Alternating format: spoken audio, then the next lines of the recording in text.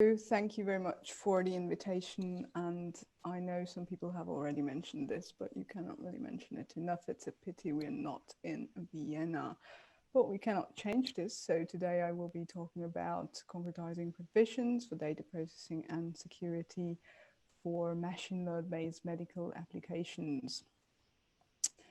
Why machine learning? I think we don't need to explain that. I just wanted to specify more the challenges around medical applications related to AI.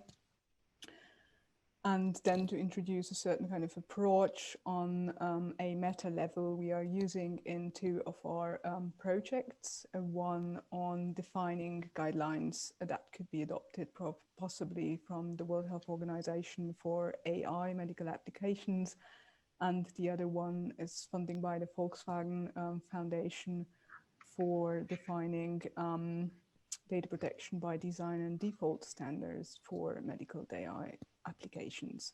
So actually data protection by design and default will be my point that I will introduce to you as a method of concretizing those rules, which will then need to regard AI specificity regarding what is the need for protection exactly and GDPR conformity in the sense of what is the effect of introduced different protection measures. So just very shortly, I'm showing you this non-closed list of challenges for machine learning-based applications. I'm not going to read these out. I think you're all familiar with them. And if we look into them, I think at first glance, it's obvious that they are all normative, legal and ethical and technical. So that leads to me to the point how to concretize any kind of rules in dealing with defining data protection by design and default for such applications, where I think data protection by design and default is good to connect protection and security. We heard this in this session, differences in how they relate. And I do think it is the best way to manifest compliance with the data protection principles, where we also have protection and security also integrated. And it is, of course, a mindset. It is a habit introduced, overlapping functional, commercial, or any other kind of thinking, which I do think is reflected already in the European Data Protection Board's guidelines. Those were the number 4, 2019, on data protection by design and default, which I do think introduced this mindset, but I do think UDPB could have done more and introduced this, actually articulating it as a method of translating the principles at the middle level. Why middle level?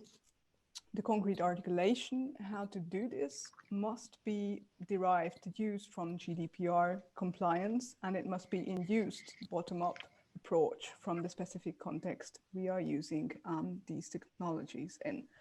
So top-down, GDPR compliance, how will you go about this if you want to define rules for designing such systems? I would like to focus on one element of data protection by design and default, and these are the TOMs, the technical and organizational measures that play a crucial, significant role in the GDPR and are very often attached to so-called undefined legal terms and concepts. I did not list the articles, but you can read Article 25, which is prominently the default and design rule, or Article 89, even for the member states, and so on. Article 32 also related to security measures. So it's all about defining appropriate technical and organizational measures, and how you go about appropriateness could be the following route. Appropriateness, of course, could be determined in a legal way from the legislative, from EU or member state legislation, in the sense that there are concrete technical standards for a concrete application context that you can use. For instance, if there is an ISO standard defined for a certain kind of application. Of course, legislation might give the route for weighing and define a certain scope of weighting, which then would be steered by legislation and the legislative, but will be decided throughout the application, which can of course be informed by supervisory authorities' guidance, previously ex ante, or by drawing on case law knowledge ex post. So this way, you can actually derive a certain catalog of TOMs. To give you an example, it's squeezed on the slide, I know, but this is section 22, the Federal Data Protection Law in Germany. You don't have to read the whole. It's about those appropriate specific measures that are defined in national law, and they include these 10 points in particular. So it's not a closed list where you can have these catalog of TOMs listed here. So actually, once you have those typicalized from the legislation and informed the way I've described, you can promote a certain kind of typecasting of the protective effect of various TOMs. Of course, you cannot do this without knowing the context that you're going to apply those TOMs.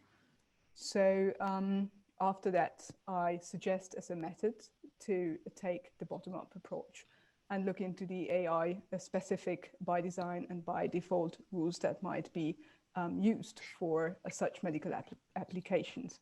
And of course, the context will be decisive for weighing the affected rights and interests, which I think is already in the medical context. If it is about diagnosis and treatment or even research, it is quite well outlined.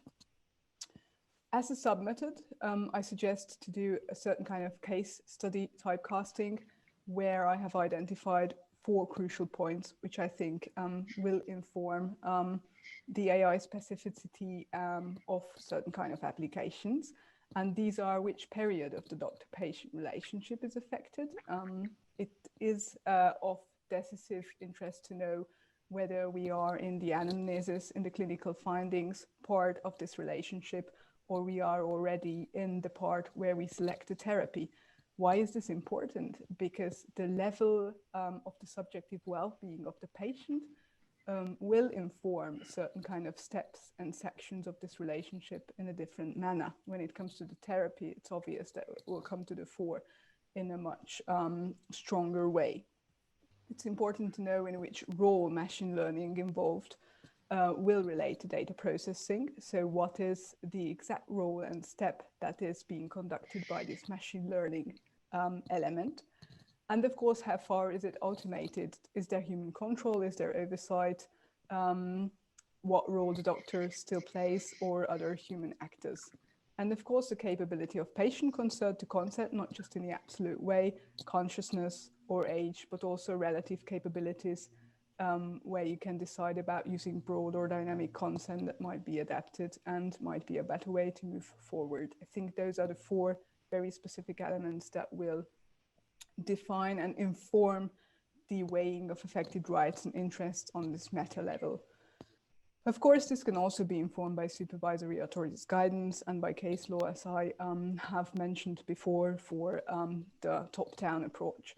But from this analysis, we might have then a typecasting of the need of the protection of patients in a more generalized manner, specified for our specific AI context.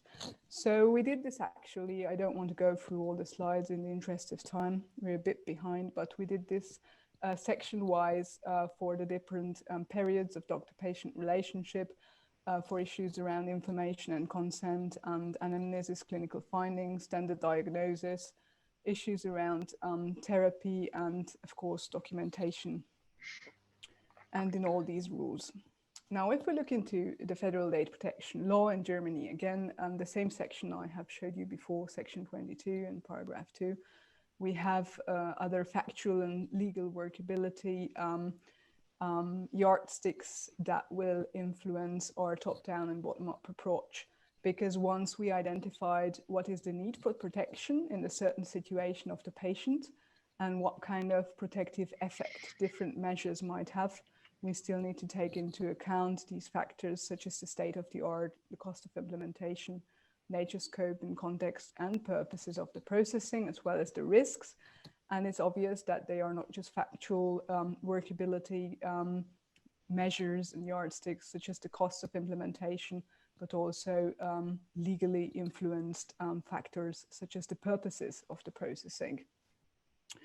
So in a very, very schematic way, you might want to introduce the way of thinking, how to define data protection by design and default rules for machine learning-based medical implementations by typecasting, bottom-up approach, protective effective measures in the light of typecasted need for protection of patients, which of course is strongly attached to the legal balancing and weighing of rights and interests. influenced by case law, by supervisory authorities' guidelines in different manners. And of course, the external factors, external, I mean, in a sense that they are not inherently related to the bottom-up and top-down approach, the slide that I have showed you before.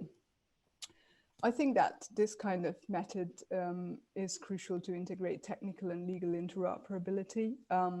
We always talk about either one or the other, but we do not really merge them, which I think is important. And of course, on the mid-level, this would provide a different kind of flexibility for making room for ethical decision-making. And maybe the last point is that the GDPR itself defines certain kind of regulatory tools, such as code of conduct, that might be able to introduce certain kind of mid-level rules defined for specific applications and sector-specific contexts. And so these could be informed regarding content, probably based on such kind of meta-level analysis. In the interest of time, I will stop here, and I'm happy to discuss. Thank you. Thank you so much for the presentation. Another very insightful presentation.